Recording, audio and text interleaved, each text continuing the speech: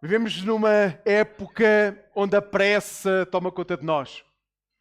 Porém, com toda a informação que nós temos hoje, há consequências, sabemos que nos vão afetar. Os estudos dizem que, apesar de tudo aquilo que sabemos, vivemos de tal forma num ambiente onde a pressa toma conta de nós, que nós vamos ser influenciados na nossa saúde mental, física e espiritual, porque não conseguimos deixar de viver debaixo da pressa. Os estudos dizem que a nível de impacto de saúde mental, o facto de vivermos sempre a olhar para o relógio, sempre com coisas marcadas para o momento a seguir, que isso vai criar ansiedade e stress. A constante pressão para cumprir prazos. A necessidade de dar respostas imediatas. Hoje, nós achamos que quando recebemos uma mensagem por WhatsApp, temos que responder logo, porque é isso que se espera de nós. Hoje, nós estamos tão presos a prazos a cumprir que vivemos já antecipadamente debaixo dessa pressão e desse stress. O excesso de estímulos visuais hoje, e acredito que neste lugar há pessoas que estão mais de 8 horas por dia diante de computadores. Tudo isso, associado a um aumento do transtorno de ansiedade e stress crónico, vai fazer com que cada um de nós viva em picos de ansiedade e de stress que não são normais. É comum estar a viver debaixo de pressão, mas se vivemos sempre debaixo de pressão, o que vai acontecer é que mais tarde ou mais cedo nós vamos ver frustrados, porque o cérebro humano precisa de tempo para processar todas as emoções e tudo aquilo que recebe, e nós não estamos a dar tempo ao nosso cérebro para processar tudo aquilo que chega até nós. Mas para além da ansiedade e do stress, nós também somos impactados com falta de ligação emocional. A pressa prejudica a capacidade de mantermos relacionamentos saudáveis, significativos, profundos, já que as interações passam a ser usadas de forma utilitária e superficiais. Nós passamos a usar as pessoas para um fim, seja no trabalho, para que possamos crescer dentro das empresas, mas até a nível pessoal, muitas vezes procuramos as pessoas para ter prazer, não pelo simples facto de elas não nos poderem dar nada. Não pelo simples facto de podermos estar juntos. Andamos sempre à procura de ver que haja alguma recompensa naquilo que fazemos. Então, começamos a desligar-nos emocionalmente, porque deixamos de ter, e pensem nas vossas vidas, quantas amizades profundas e desinteressadas é que têm. Profundas e desinteressadas. Mas, para além do impacto na saúde mental, a pressa também cria impacto na saúde física. Sabem qual é que é a primeira causa de morte no país? Problemas cardiovasculares. A pressa está ligada ao aumento de hipertensão e de riscos de ataque cardíaco. E isso faz com que muitas vezes nós tenhamos problemas cardiovasculares porque não conseguimos deixar de viver da forma como o mundo diz que nós devemos viver. Mas também insónias. A busca incessante de produtividade, de ser útil, a busca incessante de ter um significado, das pessoas reconhecerem esse significado na nossa vida, leva-nos a ter insónias. Porque não conseguimos desligar-nos mentalmente numa altura em que todo o nosso cérebro devia baixar o ritmo para descansarmos. Mas para além disso, também temos impacto na vida espiritual. Então temos impacto na nossa saúde mental, na nossa saúde física, mas também na nossa vida espiritual. Nós, com a pressa, tornamos a fé numa fé superficial. Na tentativa de dar respostas a todas as solicitações, já estamos a pensar no que temos que fazer a seguir.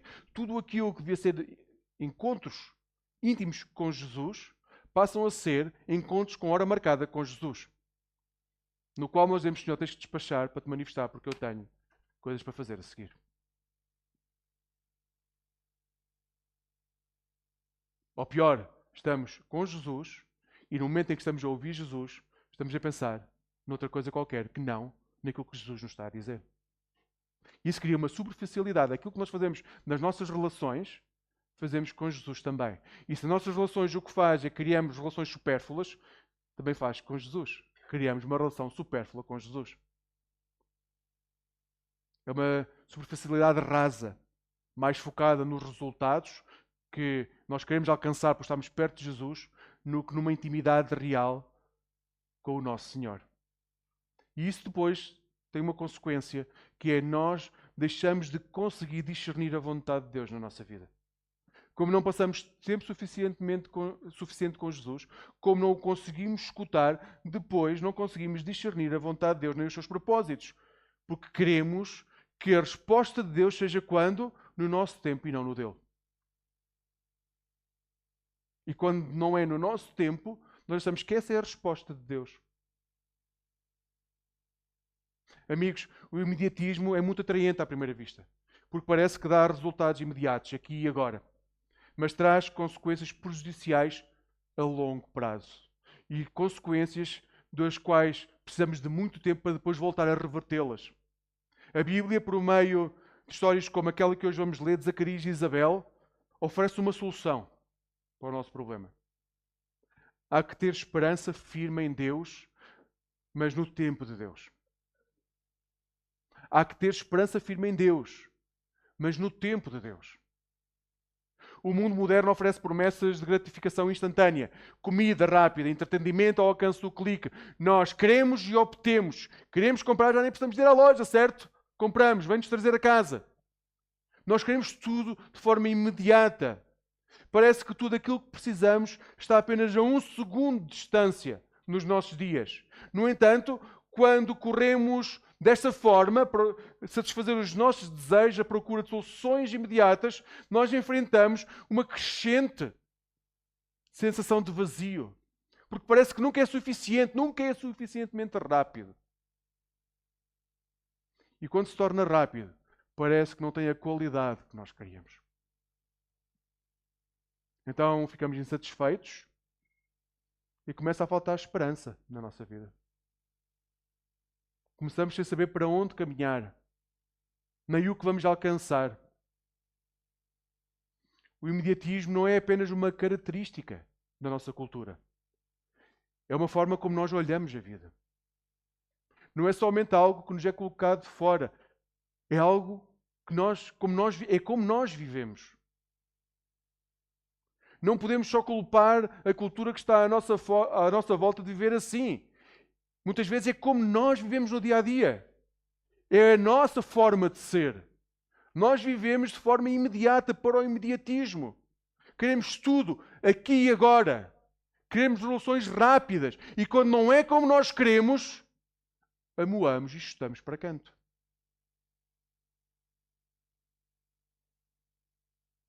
Os relacionamentos devem ser perfeitos.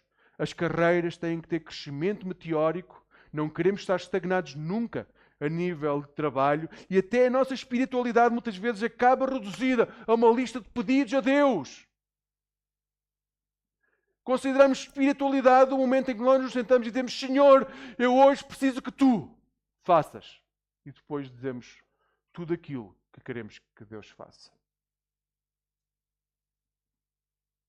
No entanto, a verdadeira esperança não pode ser encontrada numa forma de viver onde a rapidez é aquilo que prima na nossa vida. Quando olhamos para a narrativa de Zacarias e Isabel, que vamos ler em Lucas 1, 5 a 25, encontramos um contraste poderoso com esta mentalidade. Temos aqui um casal que é fiel a Deus, que vive no meio de uma cultura de opressão, de silêncio divino há mais de 400 anos, que não só ouvia a voz de Deus, e este casal prima pela confiança e pela esperança de que a vontade de Deus será feita no tempo de Deus. A sua esperança foi plantada por um solo onde a fé estava e floresceu no tempo perfeito de Deus. no tempo de Deus. Agora, tenho que vos dizer, esperar não é fácil. Esperar não é nada fácil. Muitas vezes faz-nos questionar do caminho que estamos a percorrer. Quando esperamos tempo demais, nós questionamos o caminho. Se é realmente o caminho certo ou se Deus já nos avisou no passado que não era o caminho certo e nós ignoramos. Esperar não é fácil. No entanto, é precisamente a espera que nos prepara para o momento em que Deus se vai manifestar. A espera é um tempo de preparação para o momento em que Deus vai manifestar tudo aquilo que disse que ia cumprir. Ao olhar para a história de Isabel e Zacarias, nós somos recordados que esperar não é um desperdício de tempo. Seja o que for que Deus vos disse que ia fazer na vossa vida, vocês não estão a desperdiçar o vosso tempo. Vocês estão a aperfeiçoar-se para o momento em que estarão preparados para que a vontade de Deus se cumpra. Então usem o tempo de espera para aperfeiçoamento. Deus estava a preparar algo grandioso para este casal, mesmo quando eles acharam que já não havia possibilidade física de tal acontecer. Porque fisicamente já não era possível acontecer. Algo aconteceu na vida que mudou a sua vida e pode mudar também a nossa. Então vamos ler. É um texto longo. Nós, nos próximos meses, largos meses, vamos ler muito texto. Às vezes vamos ler vários versículos, outras vezes vamos ler só um ou dois.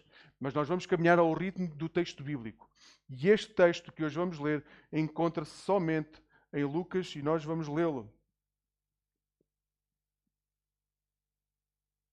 Diz a partir do versículo 5. Havia no tempo de Herodes, ou seja, nós estamos a situar o que está a acontecer. Havia no tempo do rei Herodes. Abram as Bíblias que tiverem diante de vós. O importante é terem a Bíblia aberta, manejar a Bíblia. Se tiverem lápis ou caneta ou no telemóvel, risquem aquilo que tiverem que riscar. Usem o texto bíblico para vos aperfeiçoar no tempo de espera. Havia no tempo do rei Herodes, rei da Judeia, um sacerdote chamado Zacarias, do grupo de Abias. A sua mulher era descendente de Arão e chamava-se Isabel. Ambos eram justos diante de Deus, irrepreensíveis em todos os mandamentos e preceitos do Senhor. Mas não tinham filhos, pois Isabel era estéril. E os dois eram já de idade avançada. Vou fazer aqui uma pausa. A primeira coisa que vos quero dizer é que no meio da adversidade pode haver fidelidade. No meio da adversidade pode haver fidelidade. Havia nos dias de Herodes, rei da Judeia, um sacerdote chamado Zacarias, diz o versículo 5. Este texto começa com um contraste enorme. Sabe, Herodes era um homem terrível.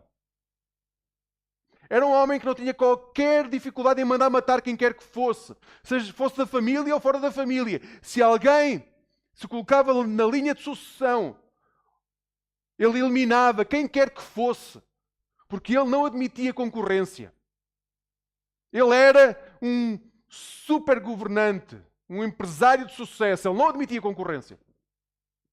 Então o que temos neste texto é um contraste absurdo. Porque quando nós, nos dias de hoje, achamos que muitas vezes a nossa fé, quando nós crescemos em fé, estamos diante de Deus, isso faz com que Deus nos abençoe mais e nós crescemos mais. Ou seja, nós muitas vezes achamos que o sucesso equivale a sermos abençoados por Deus. Este homem tinha tudo aquilo que desejava e vivia longe de Deus de forma absurda.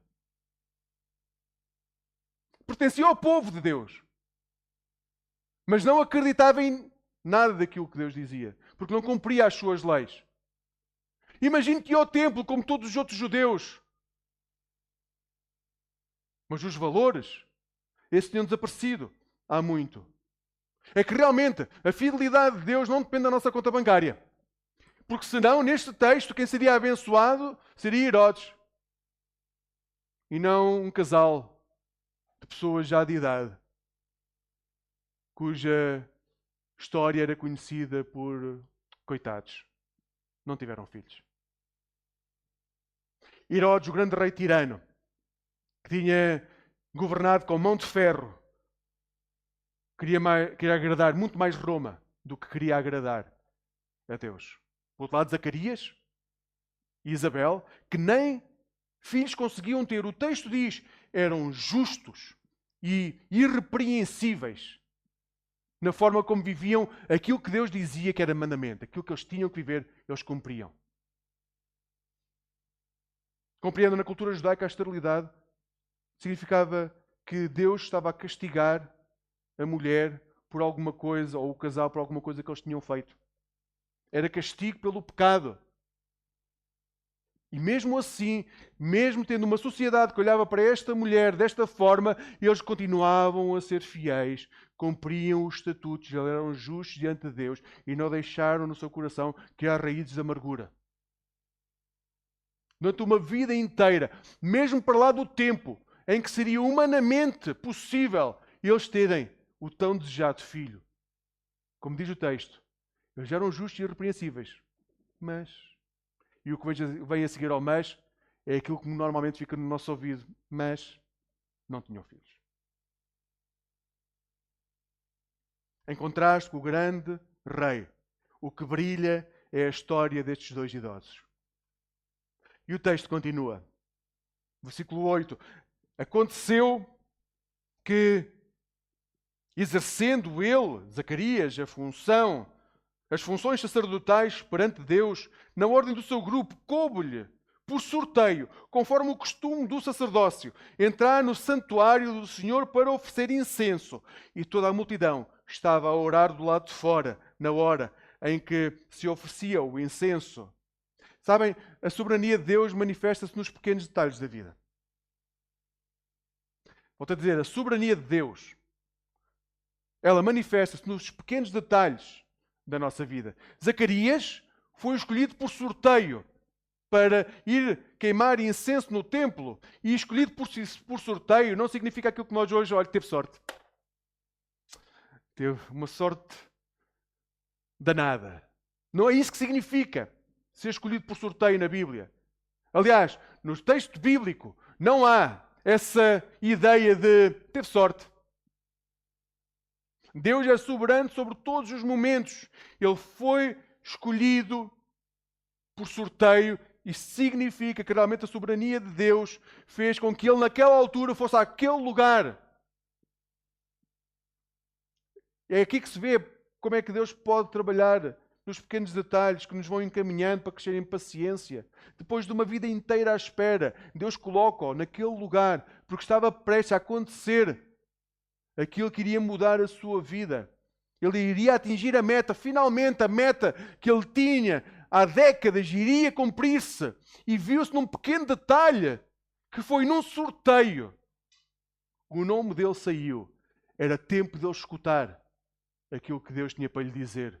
Tenham atenção aos pequenos detalhes da vossa vida. Deem valor àquilo que acham que não é normal. Deus manifesta-se nos pequenos detalhes da vida.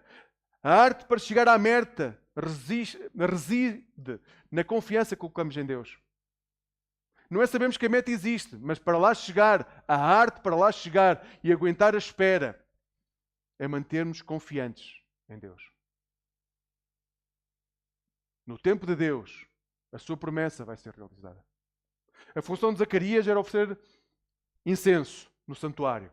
O incenso no culto judaico servia para simbolizar o momento em que as orações subiam até ao altar de Deus e Deus inspirava o suave aroma das orações e ficava contente com o povo.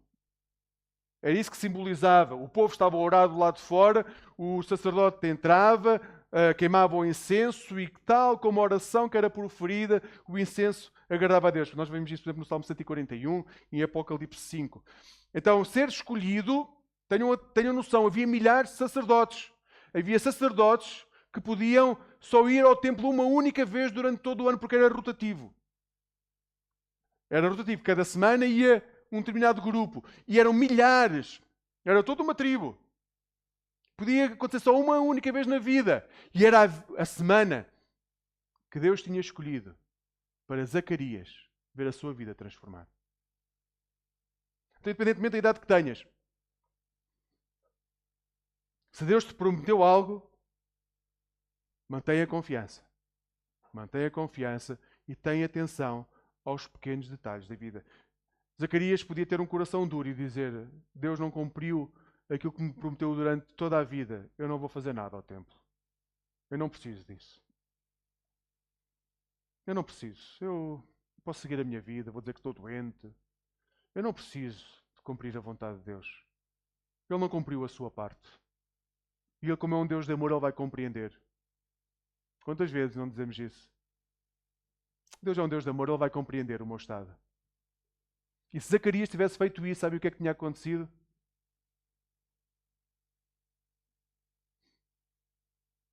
Não teria presenciado tudo aquilo que presenciou. A vontade de Deus seria feita. Haveria outro João a nascer. Filho, provavelmente, de um António ou de um Ricardo da época. Alguém que tivesse cumprido a vontade de Deus até o momento. Então tenham atenção aos pequenos detalhes da vida, porque é aí que Deus se manifesta de uma forma absolutamente grandiosa. Já pararam para pensar sobre a forma como Deus foi moldando os pequenos detalhes da vossa vida? Eu nunca acho, por exemplo, que nós estamos num domingo de manhã num culto ou deixamos de estar por acaso. Nós, quando somos trazidos diante da palavra, Deus quer nos dizer algo. O que nós fazemos com o algo que é dito é responsabilidade nossa.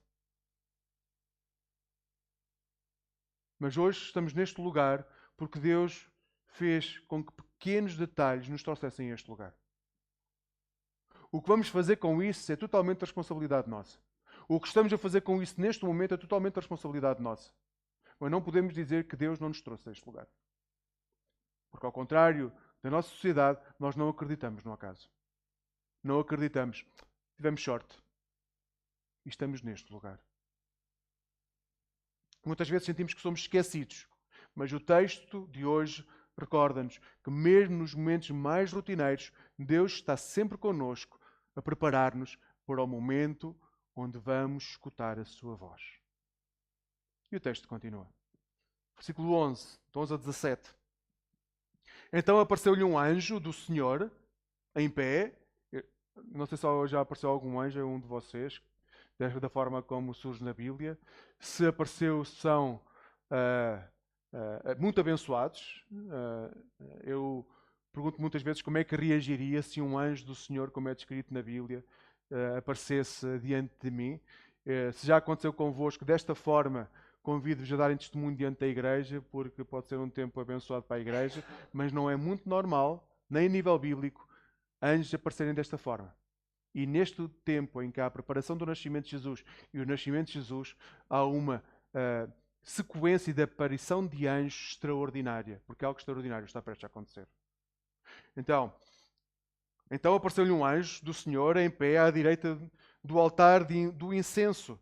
Ao vê-lo, Zacarias ficou perturbado e teve muito medo. Mas o anjo disse-lhe: Não temas, Zacarias, porque a tua oração foi ouvida. E Isabel, a tua mulher, dará à luz um filho, e tu chamarás de João. Terás alegria e satisfação, e muitos se alegrarão com o nascimento dele, porque ele será grande diante do Senhor, não beberá vinho nem bebida forte, e será cheio do Espírito Santo desde o ventre materno. Ele converterá ao Senhor, seu Deus, muitos israelitas. Irá diante do Senhor no espírito e poder de Elias, para reconduzir o coração dos pais aos filhos e os rebeldes à prudência dos justos, a fim de construir um povo preparado para o Senhor. É isto que vai acontecer. É isto que vai acontecer. A promessa de Deus é revelada e é revelada de forma extraordinária nestes versículos. Enquanto Zacarias estava a oferecer incenso, aparece o anjo Gabriel, que lhe traz uma mensagem. Isabel, a tua mulher, que toda a gente diz que é estéril, que já não tem como dar à luz, ela vai dar à luz um filho e tu vais colocar-lhe o nome de João. João vai ter um papel extremamente importante. E diz qual é que é a importância de João. O texto diz que João vai ser grande diante de Deus, vai estar cheio do Espírito Santo, vai levar muitos a Deus, vai andar diante do Senhor, vai reconduzir os corações dos pais para os filhos e vai dar prudência aos justos e aos rebeldes. E tudo isto vai servir para uma única coisa, para preparar o povo para a chegada do Senhor. Ele vai preparar o povo para a chegada do Senhor. O anjo Gabriel aparece uma vez antes no texto bíblico, que é em Daniel, capítulo 8 e 9. E sempre que ele aparece, ele traz mensagens relacionadas com a redenção do Senhor. Gabriel é o anjo que anuncia a redenção. A redenção está próxima, a redenção vai acontecer. E aqui não é diferente. Gabriel vem anunciar que João vai chegar e o importante da chegada de João não é João. O foco nunca é aquela pessoa para quem Deus fala, é sempre o Senhor. João é importante na medida que, ao vir, ele vai estar a preparar o povo para quê? Para a chegada do Senhor. Ele vai preparar o povo para receber o Senhor. Na realidade, ele está a anunciar, João vai anunciar a chegada de Elias, como diz Malaquias, no capítulo 3 e o capítulo 4. Vem, Elias vai voltar, e está a chegar, porque é ele que vai preparar a chegada do Senhor. O novo Elias está aí. A sua presença fica sublinhada pela importância nos nascimentos de João Batista. Quando limitamos Deus àquilo que são os nossos desejos, sem considerar os planos de Deus, nós ficamos muito curtos na história. O holofote deve estar sempre sobre aquilo que Deus quer fazer através de nós, não naquilo que nós queremos. E esta é a parte difícil. Como igreja, nós agimos a pensar naquilo que Deus quer para a sua igreja ou naquilo que nós queremos como igreja. No nosso casamento, nós agimos segundo aquilo que Deus quer para o nosso casamento ou segundo aquilo que nós achamos que deve ser o nosso casamento? Com os nossos filhos, nós educamos os nossos filhos na esperança que eles sejam parte deste povo que recebe o Senhor ou que eles cresçam de acordo com os nossos valores? Nos nossos locais de trabalho, nós lidamos com as pessoas que estão à nossa volta na expectativa de crescer profissionalmente ou na esperança que a vontade de Deus se manifeste naquele lugar? O que é que nos move?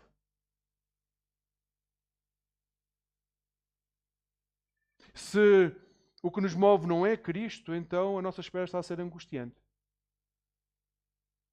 Porque nada se está a desenrolar de acordo com aquilo que é a nossa própria vontade. E nós não conseguimos ver a vontade de Deus na espera. E o texto continua. E aqui vemos como a espera não é fácil. Porque Zacarias vai recordar-nos que quando a espera é longa demais, pode haver incredulidade. Nós podemos falhar, nós podemos questionar. E é isso que acontece com Zacarias. Versículo 18. Então Zacarias perguntou ao anjo: como terei certeza disso? Eu não sei se já tiveram diante do anjo, como já vos disse, mas se tiveram, é preciso ter coragem para diante de um anjo dizer: oh, como é que eu sei que aquilo que estás a dizer é verdade? O texto diz, ele estava cheio de temor, estava cheio de medo, mas mesmo assim, estando cheio de medo, ainda que foi capaz de dizer: mas como é que eu sei que aquilo que estás a dizer é verdade? Pois eu sou velho e a minha mulher também já tem uma idade avançada. E o anjo respondeu, agora imagino o anjo a falar com uma voz grave e a encher todo o espaço: eu sou Gabriel e sempre estou diante de Deus. Fui enviado para te falar e para dar-te estas boas novas. Ficarás mudo e não poderás falar até o dia em que estas coisas aconteçam, porque não creste nas minhas palavras, que no devido tempo se cumprirão. Vais ficar mudo porque não creste. Não te esqueças quem está à tua frente. Eu sou Gabriel, que está sempre diante de Deus. Como terei certeza disso? É a pergunta de Zacarias. Apesar de toda a sua fé, o texto diz, recordem como é que começa o texto: pessoas justas e que cumpriram todos os mandamentos de Deus. Mesmo na sua dor, eles cumpriram os mandamentos. Mas quando está prestes a realizar-se aquilo que sempre esperaram, vem a dúvida: mas como é que eu posso ter certeza disso? Assim como Sara, lembram-se, com Abraão, que estava a ouvir o mensageiro a falar com Abraão, a dizer que ela ia ter um filho, ela riu-se lá atrás, a dizer: só podem estar a gozar, com a idade que eu tenho, ainda vou ter um filho. Zacarias foi igual ao Senhor. Nós temos fé, mas na nossa idade ainda vamos ter um filho. Gabriel então reafirmou: não te esqueças com quem estás a falar. E às vezes nós esquecemos com quem estamos a falar. Às vezes nós esquecemos, quando estamos diante de Deus, que estamos diante de Deus. Às vezes nós temos as promessas diante de nós e nós duvidamos. E a resposta para nós seria exatamente a mesma resposta para Zacarias. Não se esqueçam com quem estão a falar. Sim, é Jesus. É o nosso irmão mais velho, é o nosso Senhor, que nós tratamos por tu. Mas não se esqueçam com quem estão a falar. Sim, é Deus, é Pai que abraça o filho que vai embora e o filho rebelde que fica em casa. Mas não se esqueçam com quem estão a falar. Nós estamos a falar com o Deus Todo-Poderoso, Criador do céu e da terra, de tudo aquilo que existe, de tudo aquilo que vemos e não vemos. Então não se esqueçam com quem estão a falar. Temos dúvidas, podemos tê-las, mas não nos esqueçamos com quem estamos a falar. Zacarias ficou mudo.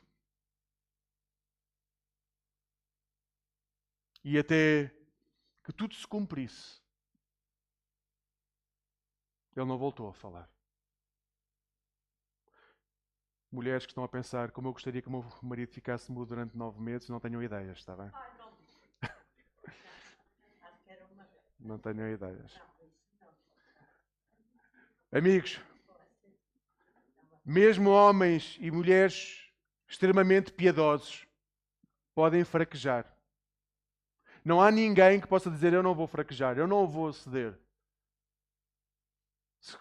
Graças a Deus que Ele não nos diz, muitas vezes, qual é o caminho que nós temos de percorrer até à meta. Porque se nos dissesse, no meu caso, eu teria desistido de muitas das metas que Ele colocou diante de mim. Ele diz-me qual é que é a meta, mas não me diz qual é que é o caminho. Se Ele tivesse dito a Zacarias qual é que é o caminho que ele teria que percorrer, eu não sei se Zacarias teria aceito todo o caminho que ele teve que percorrer. Mas Deus protege-nos disso. Ele diz qual é que é a meta e o nosso foco deve estar na meta. O caminho nós vamos percorrendo com a ajuda do Senhor. Então, há homens e mulheres, por muito piedosos que sejam, que podem fraquejar, e o normal na nossa humanidade é que possamos fraquejar. Mas Deus é paciente e fiel, mas também corrige. E a correção é um ato de amor de Deus. Se forem como eu, já questionaram muitas vezes o que se passou na vossa vida, ou o que se pode estar a passar. Contudo, a resposta de Gabriel lembra-nos que a palavra de Deus não muda e a promessa de Deus não deixa de ser promessa. Porque, como vimos nos dois últimos domingos, a palavra de Deus mantém-se fiel porque Ele não muda. Em nenhum momento Ele pode mudar aquilo que nos diz, porque Ele não muda. Ele é fiel, Ele é de confiança. O que Ele nos diz uma vez, vai nos dizer sempre. Ele não muda de opinião, como nós costumamos mudar. Então mantenham o foco e a confiança no Senhor, mesmo quando fraquejarem. Quando fraquejarem, recordem qual é que é a meta, voltem para o trilho. Ele é paciente e fiel. E isso leva ao impacto, o impacto de uma espera renovada. O texto continua, versículo 21. Depois então de ouvir a voz do anjo, esta voz, imagino eu, grossa, grave, que enche todo o espaço. Não te esqueças de quem eu sou, diz o anjo. O texto continua. O povo estava a esperar Zacarias e espantou-se por ele demorar tanto tempo no santuário. Mas ao sair, Zacarias não conseguia falar com eles. Então perceberam que tiveram uma visão no santuário. Ele falava-lhes por gestos e continuava mudo. Terminado o período do seu ministério, então voltou para casa. Ao sair do templo, Zacarias estava mudo. A comunidade estava a aguardar. Ele tinha entrado, enquanto eles oravam, ele tinha entrado, queimar o incenso. Isso faria com que o incenso a chegar a Deus apaziguasse a ira do Senhor sobre todos aqueles que estavam a orar. Mas Zacarias estava a demorar tempo demais e quando saiu não dizia uma palavra, só mexia os braços. E o povo teve a certeza que alguma coisa de extraordinário tinha acontecido naquele lugar. E assim como Zacarias foi silenciado para refletir e para absorver tudo aquilo que tinha sido as promessas de Deus, Deus também hoje nos convida para, no silêncio, longe da pressa, que o mundo nos diz, com a qual nós temos que viver, nós podemos estar calados diante das circunstâncias que vivemos. É no nosso silêncio que podemos compreender o que Deus está a fazer à nossa volta. E é tempo de baixar o ritmo para nós escutarmos o que Deus está a fazer à nossa volta. Para escutarmos a sua voz, para confiarmos nos seus planos. Zacarias saiu mudo. E nós hoje gostamos muito de falar, mas temos pouca capacidade de escutar. Não se esqueçam, os planos de Deus são maiores que os vossos. Seja o que for que tiverem planeado para a vossa vida, os planos de Deus são muito maiores do que aquilo que vocês pensam para vós. Mas têm que escutar o Senhor. Para o povo judeu, não se esqueçam, havia a ideia que nos últimos 400 anos Deus não tinha falado nada. O último profeta tinha vindo ao povo há cerca de 400 anos atrás e depois tinha havido silêncio.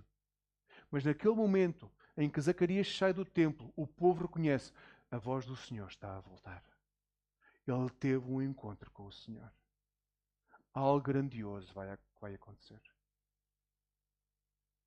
Algo grandioso está prestes a acontecer. Zacarias era exemplo disso. Sê tu também exemplo disso no mundo que está à tua volta. Que as pessoas olharem para ti e vejam: o Senhor está a fazer grandes coisas na vida deste homem, desta mulher. Sê tu, deixa-te guiar tu pelo Espírito Santo. Como será belo quando cada um de nós estiver disponível para fechar a boca e escutar o que Deus nos está a dizer e depois agirmos de acordo com o que Deus está a dizer e as pessoas estão à nossa volta olhando para nós, vejam o que Deus está a fazer em nós e através de nós. Quando tiramos os holofotes de nós, daquilo que nós queremos, do nosso orgulho, da nossa vontade de crescimento, dos nossos anseios, tiramos o holofote de nós e pegamos nesse holofote e colocarmos diretamente no Senhor. E a luz do holofote, em vez de estar sobre nós, esteja a incidir sobre Jesus Cristo. E as pessoas possam dizer: algo grandioso está prestes a acontecer. Das nossas famílias, nos nossos locais de trabalho, nos nossos bairros. Algo grandioso está prestes a acontecer.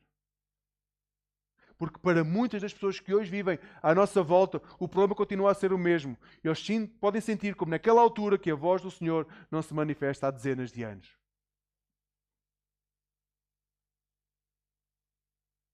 E é preciso pessoas como Zacarias que se deixem guiar pelo Espírito para dizer: não se esqueçam, a voz do Senhor não se silenciou.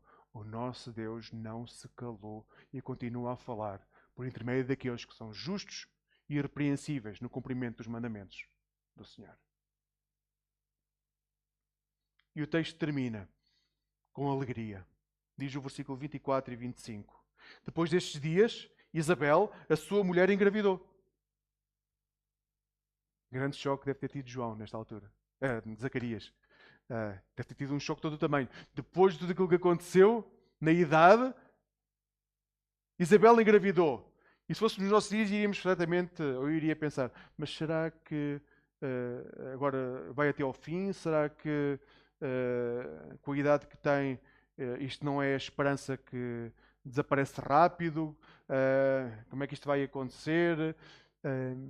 Os medos normais de uma gravidez, agora de uma mulher que já tinha idade para ser bisavó. E o texto diz que engravidou e escondeu-se Isabel durante 5 meses, dizendo: o Senhor me concedeu isto quando olhou para mim. Agora vejam, para acabar com a minha humilhação diante dos homens. O texto aqui deixa muito claro como é que Isabel vivia. Ela vivia humilhada diante de toda uma sociedade que olhava para ela e a única coisa que via era alguém que estava a ser castigado por Deus por qualquer pecado do passado dela ou dos seus pais. Ela não podia ter filhos. E não iria ter descendência. Zacarias era um homem que não iria ter descendência. Tudo aquilo que ele tinha iria desaparecer. Não havia ninguém para ficar, para dar continuidade ao nome.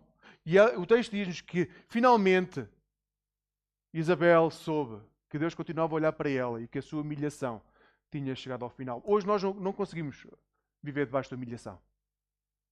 Parece que somos espicaçados quando somos humilhados. Agora imaginem viver humilhados durante uma vida inteira.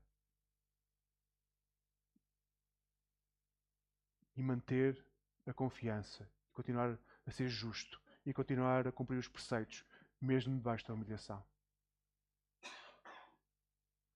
A resposta de Deus não trouxe apenas um filho, trouxe dignidade a Isabel.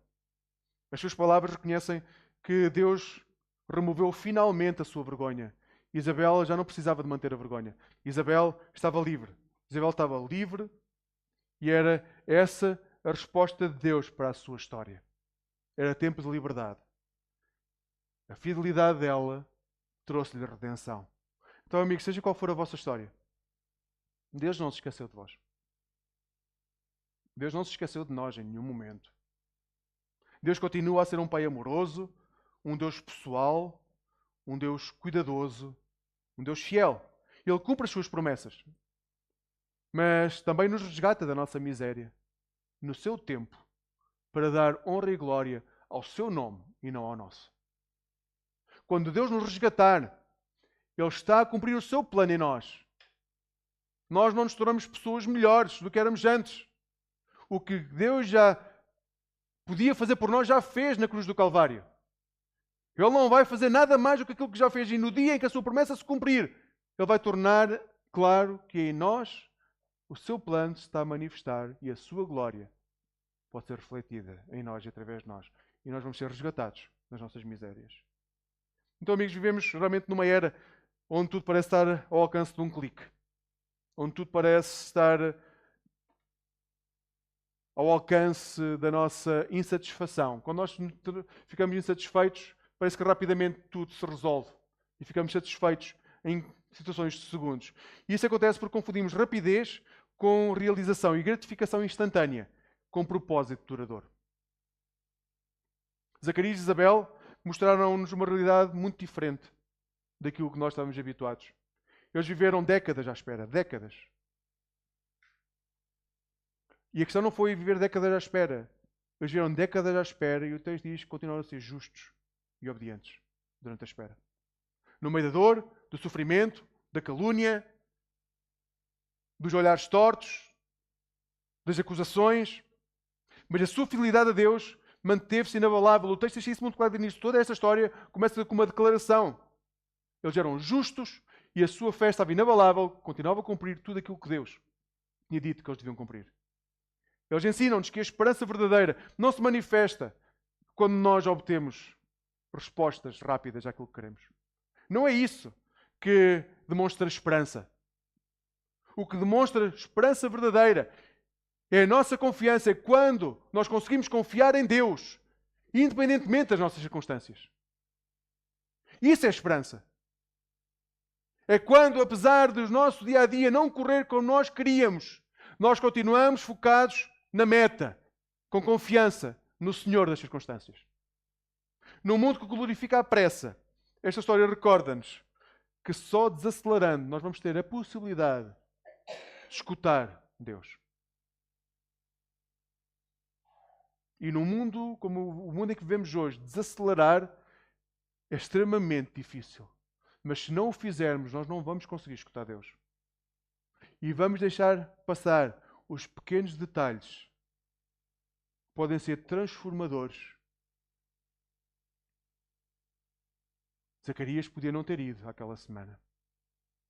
Já estava com idade avançada, estaria cansado, seria melhor ter ficado em casa.